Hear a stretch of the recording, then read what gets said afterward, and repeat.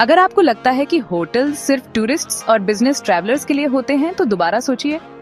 Front desk पर काम करते हुए मेरे सालों ने मेरी आंखें एक पूरी छिपी हुई दुनिया के लिए खोल दी। चलिए इसके बारे में बात करते हैं। अपने अर्ली 20s में मैंने इंडिया भर के होटल्स में काम किया है, वाराणसी के बिजी घाटों से लेकर बड़े सिटी चेन्स तक। और सच कहूं तो जो मैंने देखा उसने होटल्स को देखने का मेरा नजरिया हमेशा के लिए बदल दिया।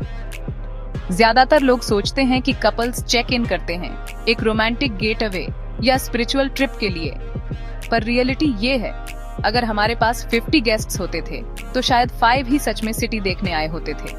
बाकी यंग कपल्स ज्यादातर 18 से 21 साल के रूम्स बुक करते थे प्राइवेसी के लिए, अक्सर सिर्फ कुछ घंटों के लिए, पूरी रात के लिए नहीं। एक इंसिडेंट मुझे याद है।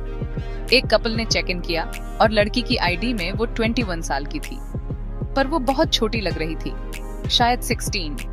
मैंने अपने मैनेजर को अलर्ट करने के बारे में सोचा, पर मैं हिचकिचाया।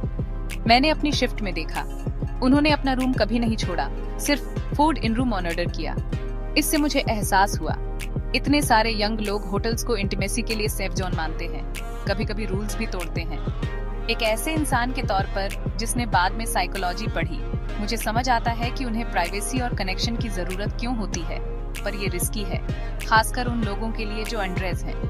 तो अगली बार जब आपको लगे कि होटल्स बोरिंग या प्रेडिक्टेबल होते हैं, याद रखिए, उन दरवाजों के पीछे अनगिनत स्टोरीज सामने आती हैं, कुछ इनोसेंट, कुछ उतनी नहीं।